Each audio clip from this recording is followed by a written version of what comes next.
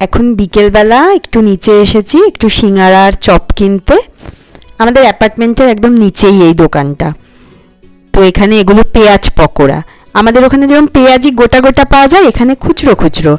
আর সিঙ্গারা bread pakora রয়েছে, আর গোল গোল হচ্ছে আলু বুন্দা, আর লম্বাটা হচ্ছে লঙ্কার চপ।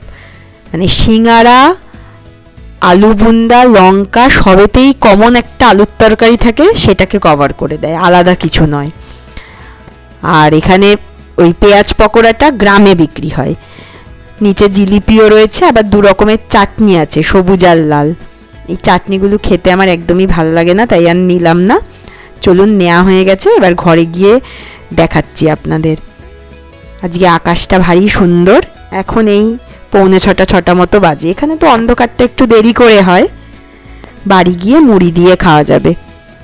এই যে নিয়ে এসেছি, এই যে পেঁয়াজ পকোড়া, 100 গ্রাম পেঁয়াজ পকোড়া এনেছি, 2টো সিঙ্গারা এনেছি, আর ওই আলু বুন্দা মানে আলুর চপ টাইপের, ঠিক চপ না।